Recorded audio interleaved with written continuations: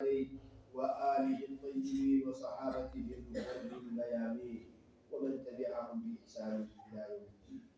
أما بعد የተከበራችሁ ሙስሊሞች ወንድሞች፣ እህቶች፣ አባቶች፣ እናቶች፣ ልጆች ዛሬ ማንሳት የምፈልገው አላህ ሱብሓነሁ ወተዓላ ይጠብቀንና ልክ እንደ ተራ ነገር በሰፈራችን፣ በቤታችን፣ በየጀመራችን፣ በየአጋጣሚያችን እንደ ልባችን እንደ ሐላል ነገር የምናወራው የምንጠቀመው ግን ጥፋቱ ጉዳቱ ከአላህ ዘንድ የሚያስከትለው መዘዙ ከፍተኛ የሆነ ወንጀል ነው።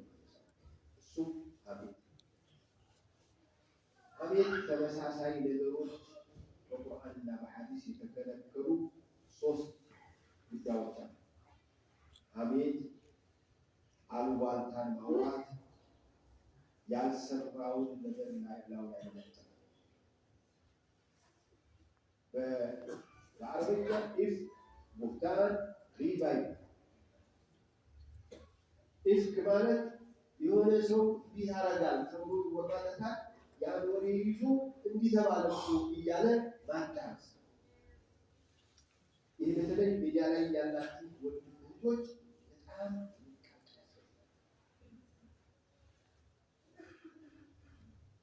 በተለይ ተጽዕኖ ፈጣሪ ነን ወይም አጃቢ ለማግኘት የእናንተ ደጋፊዎች የእናንተ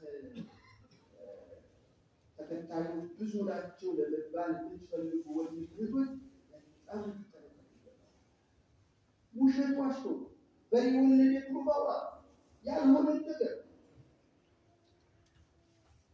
ሀታ የሆነ ነገር እኮ በመናገር ፋይዳ ከሌለው መሰቀል ትናገራለህ። ማውራት ፋይዳ ከሌለው ምን ተዋው የሆነ እንኳን እርግጠኛ የሆነ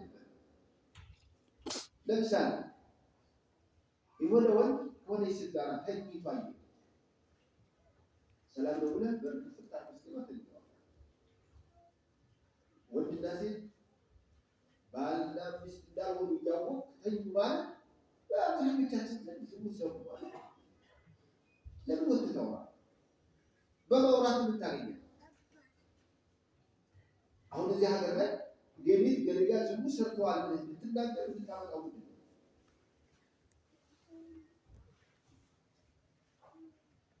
የሆነ ሰው ሲሰርቃይ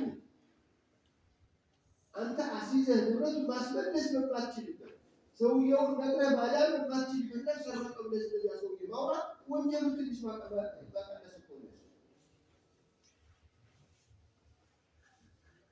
ሐሜት ማለት ብዙ ሰዎች ያላረገውን ማውራት ነው የሚመስላቸው። ያረገውን ማውራት ሐሜት እንዳይመስላቸው ይወጣል። ነብዩ አለይሂ ሰላቱ ወሰላም በሐዲሳቸው ሐሜት ምንድን ነው ታውቃላችሁ ብለው ጠይቀው አላህ በመልእክተኛው ያጣቀም አሏቸው። ሐሜት ማለት ወንድምህ የማይወደውን ነገር በሱ ላይ ማውራት ነው አሉ።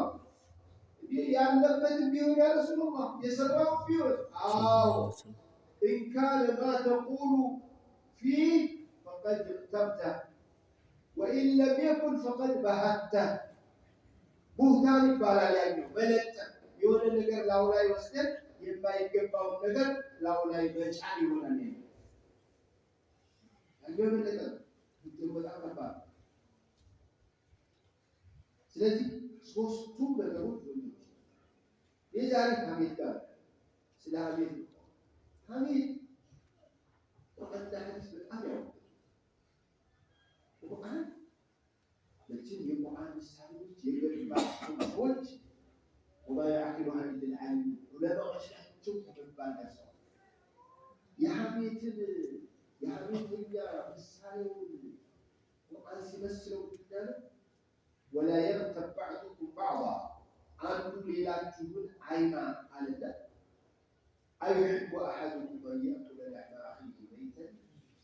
ለመሆኑ አንድ ሰው ከእናንተ መካከል በሕይወት ያለው ወንድሙን ስጋውን ቆርጠህ ብላ ቢባል ደስ ይለዋል?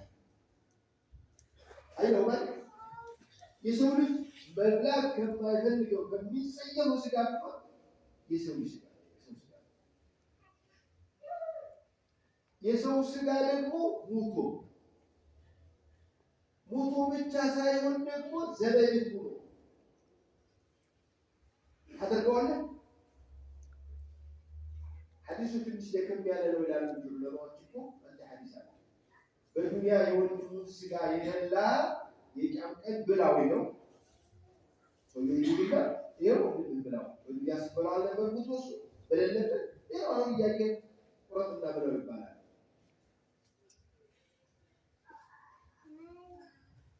ቁርአን በዚህ መልኩ ነው በገማ ያህያ በክት ስጋ ነው የሚመስለው። ረሱል ዓለይሂ ሰላቱ ወሰላም ይህ ራሱ በምሳሌ ያደረገው አንድ ሰው የመጡ ከሰሃባዎቻቸው ዝሙት ሰርቼ ያ ረሱላህ ወልሲ አሁን ጠየቃቸው አሁን ጠየቃቸው ምን ያርገው ዝሙት የሚባል ነገር ሐላል ማለት ነው? አዎ እውነት ትክክልና መርቤ ሁላችሁ ነበር? አዎ አንድ ወንድ ከሐላል ሚስቱ የሚሰራውን ስራ እሷ አላሳያለሁ። እንግዲህ ከፈለገው ሊደረግለው በጣም ይወሰድ ይችላል። አግኝተሃል ተቀጥሎ ጉባኤ ተቆፍሮ በጠጠር እየተመታ የሚሞተውና ሲብስበት ለማብለት ሙከራ ሲያደርግ ሁለት ሰዎች ያውቃል ከሰሃባዎቹ አያችሁ ነው። መጀመሪያ አላህ የደበቀውን መጥቶ ነብዩን ሐታ ሁለተኛ ሶስተኛ ዝም ሲሉ በህድ እየቻለ በግድ እኔ ላይ የሚተገር አስቸገራል።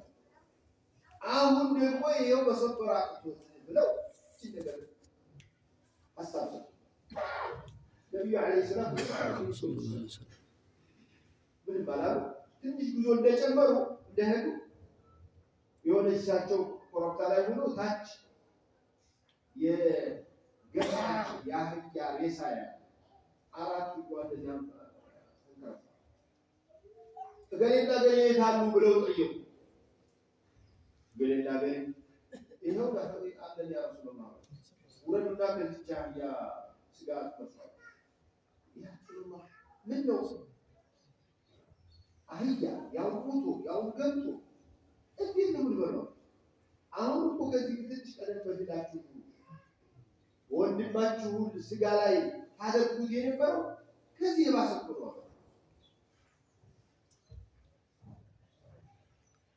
ከአህያ በክት ስጋ የበለጠ ለዚህ ነው አላህ የወንድምን ስጋ መብላት ነው አለ። ነብዩ ሰለላሁ ዐለይሂ ወሰለም የአህያ ስጋ በክት መብላት የሸተተው የገማው ማለት ትገይባ ሁለት ሴቶች ነው አህል ወራባቸው ተባቸው እንዳያፈጡ ሱባችን እንዳይበላሽ ብለው ዛፍ ስር ይወጡ ይነሳል። የሆነ ሰሃባይታቸው ምን ብላችሁ ይላችሁ ጦርኛው የታለ የጦበት የለው ደግሞ ለነብዩ አለይሂ ሰላቱ ወሰላም ያ ረሱላህ ሁለት ሴት ልጆች እዚያ ዛፍ ስር ሊሞቱ ቀርበዋል። ጾም አስቸግሯቸው ከብዷቸው እንግዲህ ወዲያው ግን ነገራችሁ ማለት አሁን ይጥራቸው ተጠሩና ብሩላችሁ ጦመኞች ነው እንታ ይሄው ነገራችሁ ኩባያ አምጥተናል እስኪ ትፍጂ ላይ አባ ስትተፋ ደም ነው ስጋ ነው ይሄ ሰው ደረገ ግንባሹ ቀጠለኛችን ያለው ትፋባ ኩባያው ሞላ። እነዚህ ማለት አላህ የፈቀደላቸውን ጾመው የፈቀደላቸውን ትተው በከለከላቸው ያፈጠሩ ማለት ናቸው።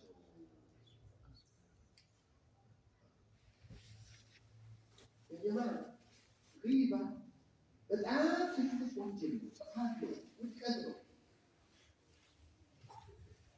ደግሞ ሀሜት አንተ ጋር ያለን ስራ አንተ የምትሰራውን ስራ የሚሰራ ሰው በምታማል ጓደኛ አይደላችሁ። አንተ ጀማ ያልመጣ ሰው የምትወቅሰው አንተ ስትቀባለ ማንተቆል አንተ ታማለህ፣ ሰዎች ያማሉ። አንተ ትዋሻለህ፣ ሰዎች ይዋሻሉ። ቁርአን ላይ أتأمرون الناس بالبر وتنسون أنفسكم وأنتم تتلون الكتاب أفلا تعقلون አእምሮ የላቸውም እናንተ የምታደርጉትን አታድርጉ ስትሉ የምትሰሩትን ተው ስትሉ አእምሯችሁ አይሰራም። كبر مقتا عند الله أن تقولوا ما لا تفعلون ጀግና የሆነ ሰው ይላል እሱ የሚሰራውን ስራ የሚያባሰው ያን ስራ ትቶ ራሱ አድኖ ካልሆነ በስተቀር አስተማሪ አይባልም፣ ዳዒ አይባልም። በተለይ የሞትን ሰው በሞትን ሰው እንልባስ ነው። ምን ብለህ ምን እንዲያደርግለት ነው? እንዲማርበት ነው? ሰምቶ እንዲተወው ነው?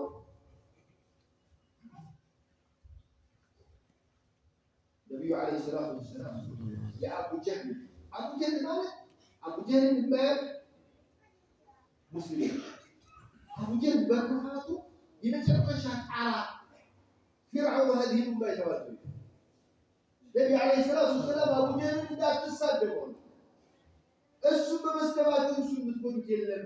በዱንያ ያለ በህይወት ያለ ዘመኑ ግን ትጎዳላችሁ።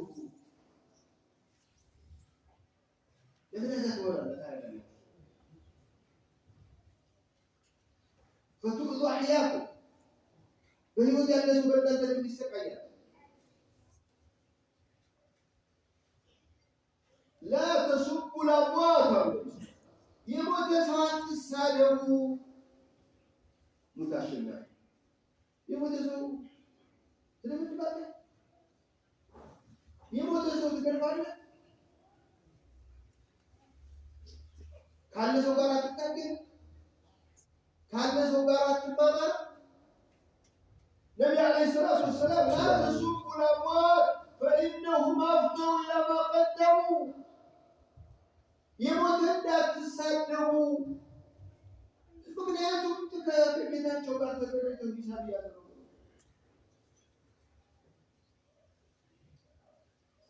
صلوا وسلموا على الحادي البشير والسراج المبين كما أمركم بذلك اللطيف الخبير حيث يقول إن الله وملائكته يصلون على النبي يا أيها الذين آمنوا صلوا عليه وسلموا تسليما اللهم صل على محمد وآل محمد كما صليت على إبراهيم وآل إبراهيم وبارك على محمد وآل محمد كما باركت على إبراهيم وآل إبراهيم في العالمين إنك حميد مجيد. وارض اللهم عن الخلفاء الراشدين أبي بكر وعمر وعثمان وعلي وعن سائر الصحابة أجمعين وسائر المسلمين والمسلمات والمؤمنين والميتين. ربنا إننا ظلمنا أنفسنا وإن لم تغفر لنا وترحمنا لنكونن من الخاسرين. اللهم أعز الإسلام والمسلمين، اللهم انصر الإسلام والمسلمين. ربنا آتنا في الدنيا حسنة وفي الآخرة حسنة وقنا عذاب النار. سبحان ربك رب العزة عما يصفون وسلام على المرسلين والحمد لله.